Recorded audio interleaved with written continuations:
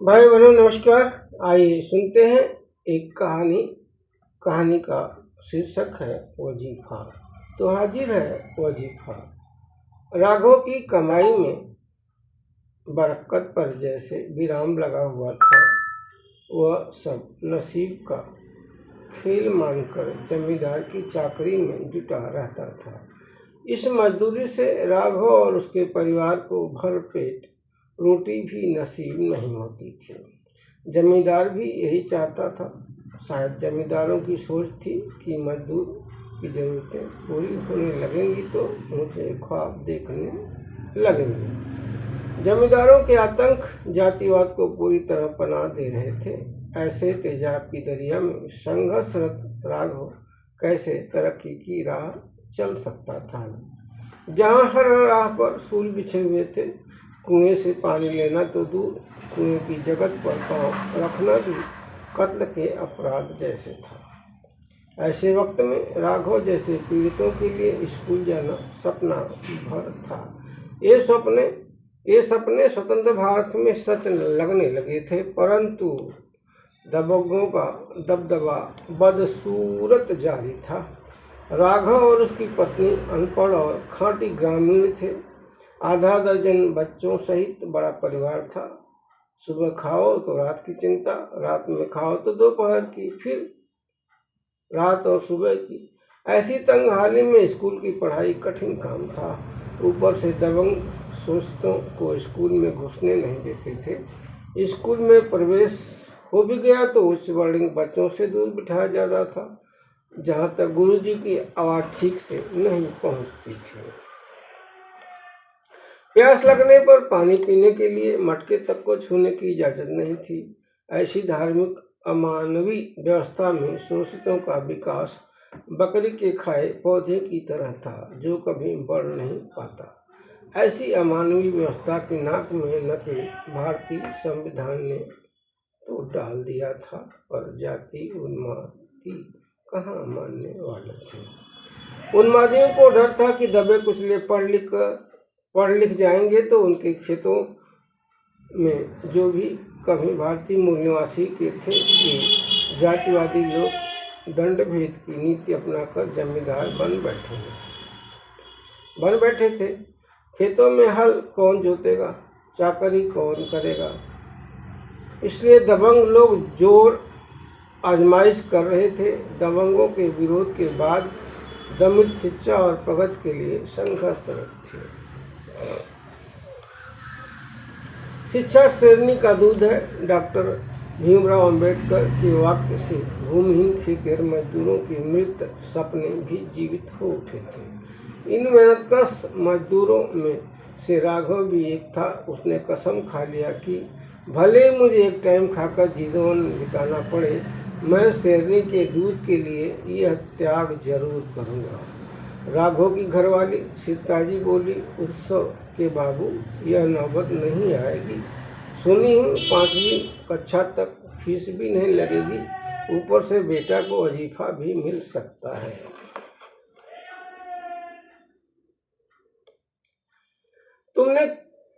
तुमको किसने बता दिया? राघव मुस्कुराते हुए पूछा। धरकंडे के मामा वजीफा विभाग में नौकरी करते हैं, वही बताए हैं। कल स्कूल में आए थे, गांव के बच्चे बता रहे थे। ये तो और भी अच्छी बात है। धरकंडे के बाबू माधव तो हमारे साथ ही जमींदार की हलवाई करते, हमारी मदद तो करेंगे। जानती हूँ माधव बाबा का परिचय रहने दो। उत्सव 7 साल का हो गया है, स्कूल भेजो। दूसरी कक्षा तक पहुँच जाता तब माधव बाबा से वजीफा की बात करना। अभी तो अपना बबुआ ठीक से स्कूल जाना भी नहीं शुरू किया। सीताजी बोली, एक स्कूल से तो भगा दिया गया और कोई स्कूल आसपास तो है नहीं। हरिजन प्राइमरी पाठशाला ही अपने बच्चों के लिए बेहतर है।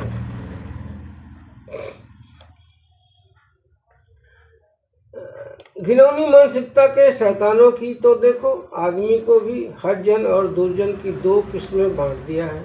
आदमी तो आदमी होता है, पर शैतानों ने आदमी को हरिजन और दुर्जन बना दिया है। खैर अब तो हरिजन पाठशाला ही अपने लिए उचित रहेगा।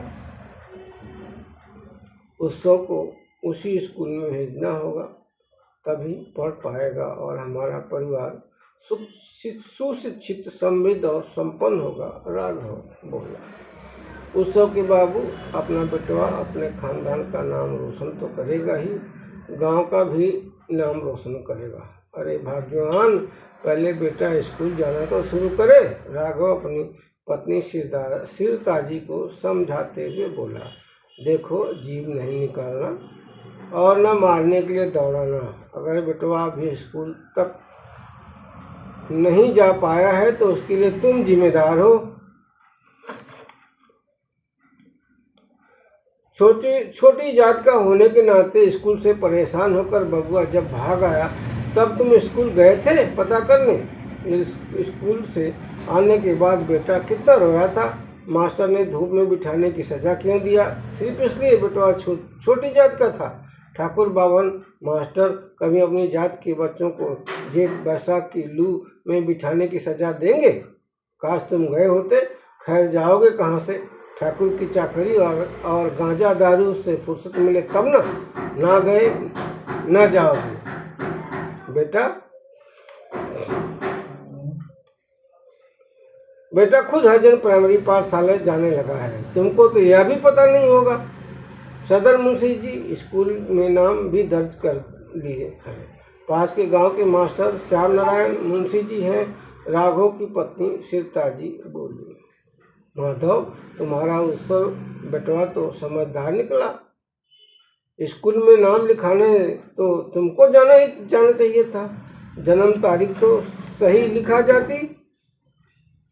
सदन मुंशी जी ने तो अंदाजा से लिख दिया होगा और ज़्यादा लिखा गई होगी। माधव बोला। काश बच्चे के भविष्य से सतर्क रहते तो ये हाल नहीं होता। इन्हें ठाकुर की हलवाई और चाकरी याद रहती है और घर में अनाज है या नहीं। कभी कभी सवाई पर अनाज उधार लेकर आती हूँ, तब जाकर बच्चों के मुंह में निवाला जाता है। बाबा, तुम तो जानते हो ठाकुर की चाकरी में 2 सेर पूरे दिन की मजदूरी मिलती है। सुबह सूरज उगने से पहले और शाम रात में बच्चों के सो जाने के बाद होती है।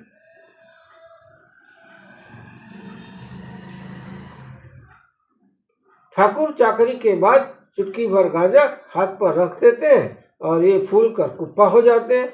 ये ठाकुर की चाल नहीं समझते। बाबा, मैं तो बस भगवान से प्रार्थना करती रहती हूँ कि भगवान मेरे उत्सव को इतना सफल बना देना कि गांव वाले नजीर दें। सिरताजी बोली। बहू, तेरा उत्सव जरूर गांव का नाम रोशन करेगा। मैं भी अपने साले रणई बाबू से गांव के उत्सव के वजीफा की बात करूंगा, माधव बोले। माधव काका, तुमने तो मुंह की बात छीन ली। काका, तुम तो जानते हो मेरी आर्थिक स्थिति जर्जर है। मैं चौनी फीस भी नहीं दे सकता। बेटवा की पढ़ाई के लिए फीस कहाँ से दूंगा? राघव बोला। अरे पगले, बाबा साहब कौन से अरबपति बाप की औलाद थे? वे देश दुनिया के लिए वह कर दिए जो भगवान नहीं कर पाए। इस उत्सव को स्कूल जाने की लगन है, उसे कोई नहीं रोक सकता। एक दिन उत्सव अपने गांव का सबसे अधिक पढ़ा लिखा और संपन्न सदाचारी इंसान होगा, यह मेरा आशीर्वाद है। बाबा, आपके मुंह में घी शक्कर, सिरताजी बोली। माधव काका, यही तो भक्कल और भिखम भैया भी कहते हैं, राघव बोला। राघव, ठीक है, तुम ठाकुर का वधुआ मजदूर है, गरीब है। बेटा, तुम्हारे इतना बड़ा अमीर कौन है? तुम्हारे पास तुम्हारे भाइयों की दुआओं का खजाना है। भगल तो वैसे ही फक्कड़ है, उसकी प्रार्थना को भगवान को तो कबूल करना ही होगा। सब कुछ भगवान पर छोड़ दे। और एक बात याद रखना, ठाकुर की हवेली से दूर रखना, इसी में तुम्हारे खानदान का उद्धार है। वजीफा भी तुम्हारे बेटे को मिलेगा। संविधान में इसलिए तो वजीफा का प्रावधान है ताकि कमजोर वर्ग के बच्चे पढ़ लिख कर तरक्की कर सकें। वजीफा खैरात नहीं है, अधिकार है, आरक्षण की तरह, माधव बोला। राघव, वजीफे की बात रनई मामा से करना जब कभी मुलाकात हो तो। माधव, अभी तो उत्सव स्कूल जाना भी शुरू नहीं किया, तुम वजीफा लगवाने की बात कर रहे हो। वजीफा की सिफारिश स्कूल के हेडमास्टर करते हैं। सदन मुंशी जी और श्याम नारायण मुंशी जी तुमको नहीं जानते? सब जानते हैं। तुम्हारी लाचारी के बारे में भी जानते हैं। 5वीं तक तो फीस भी नहीं लगेगी, 6वीं क्लास से फीस शुरू होगी, 54 फीस होगी। 54 का इंतजाम आसानी से हो जाएगा। कैसे? राघव बोला। गांजा का पैसा बेटा की पढ़ाई पर खर्च करना इतना तो कर सकते हो। बाबा साहब को मानते हो तो बाबा साहब की एक बात यह भी मान लेना। राघव, कौन सी बात कक्का? बच्चों को पढ़ाओ, इसके लिए भूखा भी रहना पड़े तो रहो, यह याद है कि नहीं? माधव बोला। सब कुछ करूँगा कक्का, बीए तक पढ़ाऊँगा, बाकी बेटवा की मेहनत। राघव बोला। शाबाश राघव, आप उत्सव को बीए एमए क्या और आगे तक पढ़ने से कोई नहीं रोक सकता। माधव बोला। काका, तुम्हारी और हमारे भाइयों भग्गल और भिक्कम की दुआएं बेकार नहीं जाएंगी। भग्गल भैया तो कल का अवसर मान बैठे हैं। राघव बोला। सीताजी बोली, दुआएं कभी बेकार नहीं जाती। मेरा बेटा जरूर ऊंची पढ़ाई करेगा, वजीफा भी पाएगा और अफसर भी बनेगा। एक माँ की गुहार है, परमात्मा की अदालत में न्याय तो होगा। उत्सव के 5वीं कक्षा के परिणाम से उत्सव के माता पिता इतने खुश हुए कि गांव की पूरी बिरादरी को ऋण कर्ज कर भोज दे डाला। जैसा कि उत्सव के माँ बाप को विश्वास था कि लोगों की दिल से दी गई दुआएं कभी बेकार नहीं जाती। उत्सव की मेहनत और माँ बाप के विश्वास से उत्सव 8वीं कक्षा भी पास कर लिया, पर वजीफा नहीं मिला। 9वीं कक्षा में प्रवेश को लेकर रस्साकसी चल रही थी। स्कूल 10-15 कोस दूर था। स्कूल में नाम लिखवाने की फीस और किताब के पैसे तक नहीं थे। आगे वजीफा मिलने की कोई गारंटी भी नहीं थी। बड़ी जन्नत से पैसे का इंतजाम नून तेल में कटौती कर एक मुर्गी बेचकर सीताजी ने किया। लालगंज उत्सव का स्कूल 12 किलोमीटर दूर था। वह साइकिल से स्कूल जाना शुरू किया। उत्सव की पढ़ाई बिना वजीफे से आगे नहीं चल सकती थी। उत्सव को अपने घर की आर्थिक स्थिति का अंदाजा था। उत्सव अपना दर्द अपने गांव के सेचई बाबू से साझा किया। सेचई झट से कहा, वजीफा का काम हो जाएगा, पर गेंडा की खाल वाला बिन पैसे के कोई काम नहीं करता। उत्सव, कौन है वो गेंडा की खाल वाला? क्लर्क है, सेचई बताए। कल उनके घर चलेंगे। दूसरे दिन उत्सव के लेकर सेचई क्लर्क के घर पहुंच गया।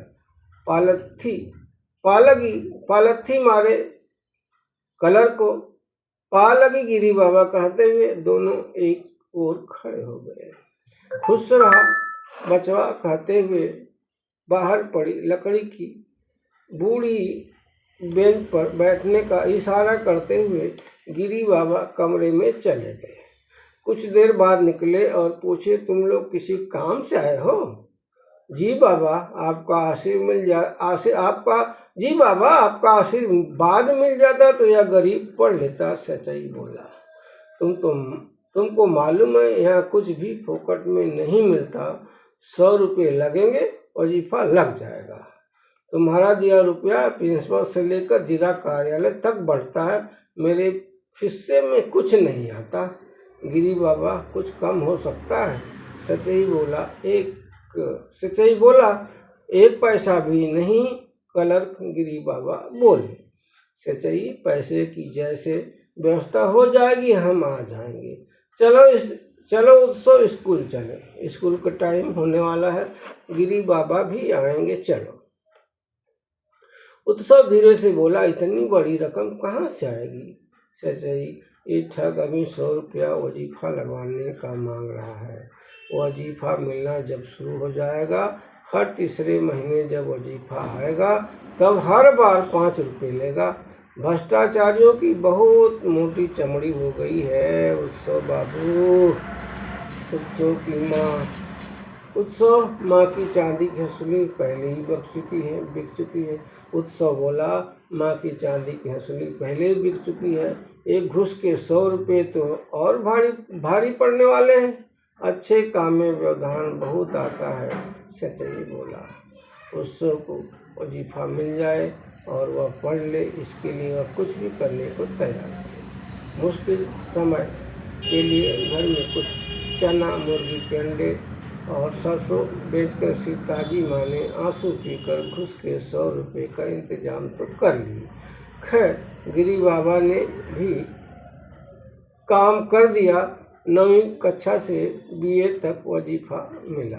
इस वजीफा की राशि ने उत्सव के जीवन में सीढ़ी का काम किया। इस दरमियान घुसखोर क्लर्कों, जातिवादियों ने कई षड्यंत्र भी रचे, पर सारे चक्रव्यूह टूटते चले गए।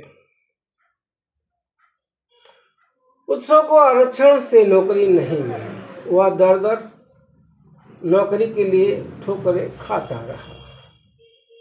सरकारी नौकरी की तलाश में बूढ़ा होता रहा। सरकारी नौकरी न मिलने की बहुत सारी वजहें थी। सरकारी नौकरी तो पहुंच से बाहर थी। कई सालों की दर्द भरी बेरोजगारी के बाद बहुराज्य सहकारी कंपनी में उत्सव को नौकरी मिली। नौकरी में जातिवादी अफसरों ने सियार खराब कर प्रमोशन के लायक ही नहीं छोड़ा था। नौकरी में जो तरक्की मिलनी थी वह तो नहीं मिली, पर खेतिहर मजदूर माँ बाप सीताजी और राघव का बेटवा वजीफा की सीढ़ी से अफसर तो बन गया। यह खबर जब माधव के कान में फुसफुसाई तो वह राघव के घर बधाई देने पहुंचा। माधव को खटिया पर बैठकर हुक्का गुड़गुड़ाते हुए देखकर माधव बोला, राघव, अब जमींदार जैसे जच रहे हो। अपना उत्सव कुमार अफसर बन गया है। हाँ कक्का, 25 साल की नौकरी के बाद देर आए दुरुस्त आए। अपनी बहस्ती के पहले अफसर जब बात आएगी तो सबसे पहले नाम आएगा उत्सव कुमार का। अपनी बस्ती के पहले अफसर के माँ बाप होने का सौभाग्य उत्सव की माँ सीताजी और बाप राघव को मिला है। बधाई राघव और सीताजी। कक्का, हमने कहा था ना, तुम्हारी दुआएं बेकार नहीं जाएंगी। कक्का बुरा नहीं माना। जमींदार की उपाधि गाली लगती है। इन मौत के सौदागरों की परछाई से घबराहट होती है। राघव बोला। बात तो लाख टके की तुमने कह दी राघव। ये उत्सव का प्रभाव है। शिक्षा से समझ और संस्कार आते हैं। शिक्षा ही तो प्रगति की मूल स्रोत है। माधव बोला। धन्यवाद, बैठो भी कक्का, कहते हुए राघव उत्सव की माँ को आवाज दिया। अरे भाग्यवान, सुनती हो? इतने जोर से क्यों चिल्ला रहे हो? चिलम ठंडी हो गई है का? सीताजी बोली। अरे भगवान, कभी अच्छा भी सोचा और बोला भी करो। देखो कौन आए हैं? राघव बोला। सीताजी हंसते हुए बोली, बाबा, बहुत दिनों के बाद आना हुआ। बहू घर गृहस्थी के काम है, क्या करें। पता चला कि अपना उत्सव कुमार साहब बन गया तो खुशी के मारे सब काम धाम छोड़कर बधाई देने आ गया। माधव बोला। हाँ बेटा का संघर्ष आखिरकार काम आ गया। बैठो बाबा, मुंह मीठा करो, कहते हुए सीताजी अंदर चली गई और अंदर से बूंदी के लड्डू और लोटे में पानी लेकर आई। खटिया पर लड्डू और पानी रखते हुए बोली, बाबा मुंह मीठा करिए। हुक्का पियोगे काका? राघव पूछा। थोड़ी सब्र तो रखो, बाबा को बैठने दो, कुछ देर तंबाकू भी चढ़ाऊंगी। कंडा आग बनाने के लिए जला दी हूँ। सीता जी बोली, भाग्यवान, मैं अपने लिए नहीं कक्का के लिए कह रहा हूँ। राघव बोला, तुम भी पीना, तुमको कौन मना करने वाला है? गांजा पियो, दारू पियो, बीड़ी पियो। बाबा ये गांजा कितने प्रेमी हैं कि बेटवा, नाती, पोते किसी की कसम इनके गांजा पर रोक नहीं लगा पाई। सीता जी बोली, माधव बहू, बिटिया क्या कह रही है? अब तो अफसर के बाप बन गए हो। एक दिन सब छूट जाएगा काका। राघव बोला, राघव बाबू, हमारे समाज को जिस तरह जातिवाद एवं अन्य सामाजिक बुराइयां पिछड़ेपन के दलदल में ढकेल रहे हैं, वैसे ही गांजा दारू आर्थिक रूप से बर्बाद कर रहे हैं। बेटवा के लिहाज करो। अगर उत्सव भी तुम्हारी राह पर चला होता तो क्या होता? माधव बोला,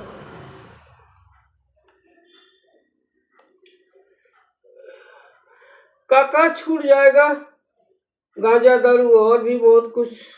काका, हम सब मिलकर एक काम क्यों न करते?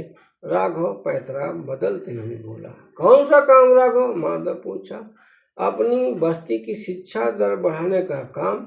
गांव के लड़के पढ़ाई लिखाई नहीं कर रहे, 8वीं 10वीं के ऊपर कोई नहीं जा रहा। गांव के लोगों की पंचायत बुलाकर कम से कम हर लड़की लड़का स्नातक तक की पढ़ाई करे और जब तक अपने पैरों पर न खड़ा हो जाए ब्याह न करे।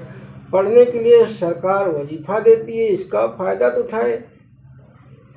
राघव बोला, दबे कुचलों के शैक्षणिक और आर्थिक विकास के लिए वजीफा और आरक्षण सरकार की अच्छी व्यवस्था है। सामाजिक विकास में शिक्षा अद्भुत योगदान दे सकती है, पर जन जागरण की जरूरत है। माधव बोला, काका, उत्सव वजीफे के सहारे बीए तक पढ़ लिया है। हाँ, सरकारी नौकरी नहीं मिली, लेकिन अर्धशासकीय नौकरी की बदौलत तो अपने परिवार का विकास हुआ है। नौकरी करते करते उत्सव पढ़ाई भी करता रहा। आज उत्सव गांव का सबसे ज्यादा पढ़ा लिखा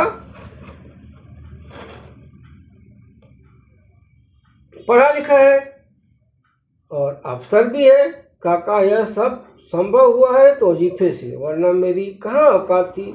राघव बोला, हाँ राघव, तुम सौभाग्यशाली हो। माधव बोला, काका, उत्सव की वजह से काश बस्ती के बच्चे पढ़ते आगे बढ़ते। माधव बोला। राघव और माधव की चर्चा जोरों पर थी। इसी बीच साधव आ गए और बोले, कोई गंभीर मंत्रा चल रही है क्या माधव?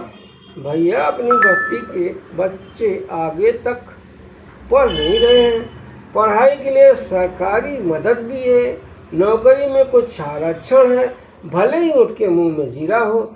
सरकारी नौकरी वैसे भी सभी को तो मिल नहीं सकती। 10वीं 12वीं से ऊपर पढ़कर रोजगारोन्मुखी शिक्षा तो ले सकते हैं, पर नहीं दहेज की दौलत से अमीर बनना चाह रहे हैं। कुछ करो भैया, वरना अपना गांव पिछड़ा रह जाएगा। माधव बोला, पिछड़ी तो नहीं हमारी बस्ती। उत्सव ने तो अपनी बस्ती का नाम रोशन कर दिया है, कुछ करने का उत्साह होना चाहिए। साधव बोले, उत्साह तो जगाना है। माधव बोला, हमें क्या करना होगा? साधव बोले, हम तीनों ही शुरुआत करते हैं। माधव बोला, योजना क्या है यह तो बताओ। राघव बोला, तुम ही क्यों नहीं बता देते? माधव बोला, काका, मेरा विचार है कि अपनी बस्ती का हर बच्चा खूब पढ़े, आगे बढ़े। पहले जैसी अब बात नहीं रही। पूरी बस्ती तीनों टाइम डकार मार रही है। बस्ती के बच्चे पढ़ाई लिखाई में पीछे क्यों हो रहे हैं? क्यों पीछे रहे हमारी बस्ती के बच्चे? ऊंची पढ़ाई के लिए तो सरकार भी मदद करती है। पढ़ाई करें, नौकरी धंधा करें, स्वरोजगार करें। माँ बाप की कमाई और सरकारी खैरात के 5 किलो अनाज पर कब तक जिएंगे? बस्ती के हर माँ बाप को जागृत करने की जरूरत है। राघव बोला, साधव बात तो तुमने बड़ी जोरदार की है। ऐसी बात तुम्हारी खोपड़ी में कैसे आई? माधव बाप को बेटा से सीख रहा है। माधव बाप बेटा से सीख रहा है। उत्सव अपनी बस्ती का हीरा है। बस्ती का हर बच्चा हीरा बने, ऐसा अभियान चलाना है।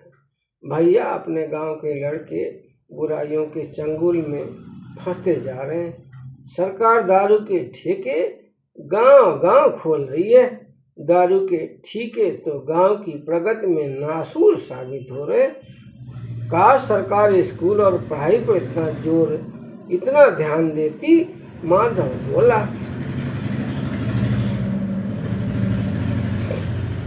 देखो भैया, बढ़ावा कौन दे रहा है? गांव वाले ही दे रहे हैं।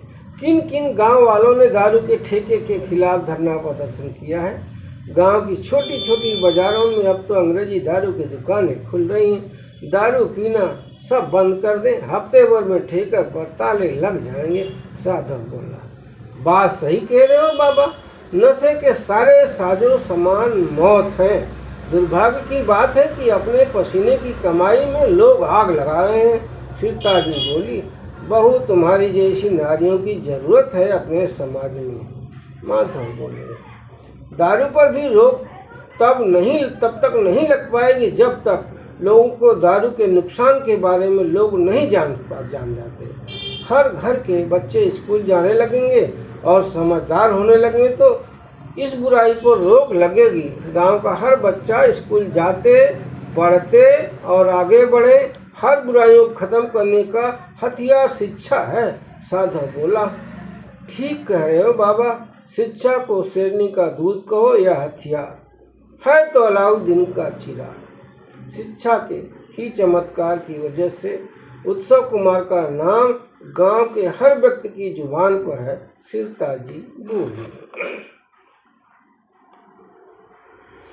वजीफा तो मिलता है। बड़ी कक्षा में जाने पर लाइब्रेरी से पढ़ने के लिए किताब भी मिलती है और बड़े स्कूल कॉलेजों में रहने के लिए तो छात्रावास तक भी मिलते हैं।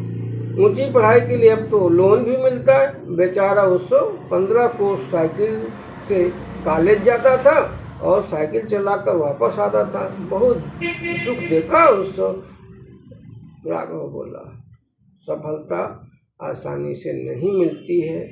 हम लोग भी उत्सव की तरह दृढ़ प्रतिज्ञ हो जाते हैं कि हर घर के छोटे बड़े बच्चों को स्कूल पहुंचा कर रहेंगे। माधव बोला, मेरी तो दिली ख्वाहिश है कि हमारी बस्ती की लड़कियां भी स्कूल जाएं और ऊंची पढ़ाई करें। सीता जी बोली। साधव ताली बजाते हुए बोले, शाबाश बहू। एक शिक्षित लड़की 2 परिवार और कई पीढ़ी भी शिक्षित कर सकती है। शाबाश। ताली बजाते हुए पुनः साधव बोले, शाबाश बहू, शाबाश। एक शिक्षित लड़की परिवार और कई पीढ़ी भी शिक्षित कर सकती है। इस अभियान की कमान तुम संभालो। साधव बोले, हम चारों ही नहीं, इस अभियान में पूरी बस्ती के बच्चे बूढ़े सभी लोग शामिल होंगे। इस गांव से और भी कई उत्सव कुमार निकले जो आज के उत्सव से कहीं और आगे तक जाएं। राघव बोला।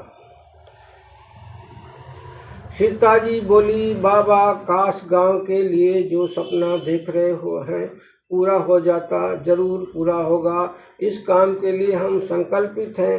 किसी काम को सच्चे मन से और निस्वार्थ भाव से करेंगे तो पूरा करने में कायनात भी साथ देगी। साधव बोले। आखिर राघव, माधव, साधव और सीता जी नेक संकल्प के साथ पूरे गांव के बच्चों को शिक्षित और उच्च शिक्षित बनाने के लिए तन मन से जुट गए। राघव, माधव, साधव और सीता जी हर सुबह सीता जी हर सुबह घर घर धरना देने लगे ताकि छोटे बड़े सभी बच्चे स्कूल जाते। कुछ ही दिनों बाद सभी माँ बाप अपने बच्चों को स्कूल नियमित भेजने लगे। इस सामाजिक उत्थान के संकल्प की वजह से बालक आगे निकले ही कई बालिकाएं उच्च शिक्षित हुईं। वजीफा तो मिला, सरकार की ओर से लैपटॉप, साइकिल तक भी मिले और बहुत कुछ मिल रहे हैं। इस अभियान के सुखद परिणाम भी सालों बाद आने लगे। बीच में पढ़ाई छोड़ने वाले बच्चे संघर्ष रत रहकर पढ़ाई पूरी कर नौकरी धंधा और कुछ तो स्वरोजगार भी शुरू करने लगे। इन बूढ़ों की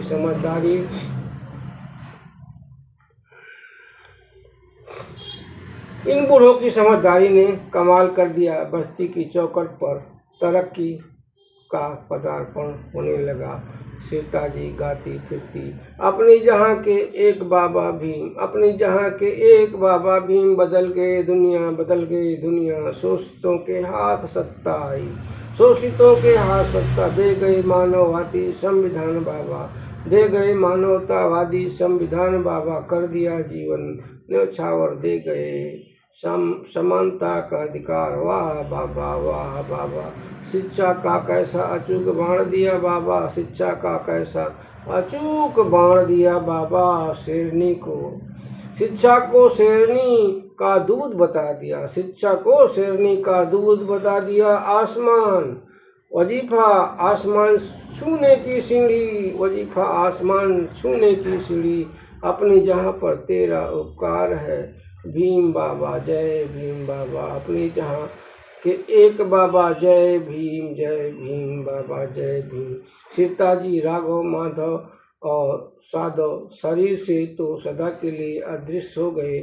शेरनी के दूध शिक्षा को गांव वालों को ऐसे घूंट घूंट कर पिला दिया कि गांव का हर व्यक्ति शेरनी का दूध पीकर तरक्की कर रहा है और अछूत गांव विकास के पथ पर रफ्तार पकड़ रहा है। भाइयों बहनों, यह कहानी थी वजीफा और यह कहानी आपको कैसे लगी?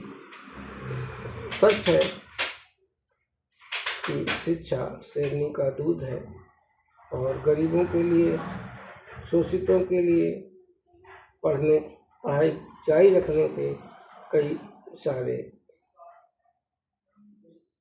औजार आज की तारीख में उपलब्ध है, जो संविधान की देन है। जैसे वजीफा, छात्रावास, ऊंची पढ़ाई के लिए योगदान, सरकारी योगदान, बैंक लोन। तो हमारा मंतव्य इस कहानी को लेकर सिर्फ इतना ही है कि हम हमारे देश के सभी शोषित पीड़ित बच्चे पढ़ाई को तरक्की का औजार बनाएं। आप सभी को धन्यवाद।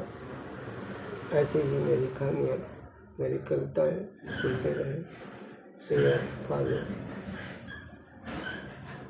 और सब्सक्राइब करते रहें। आपका बहुत बहुत धन्यवाद।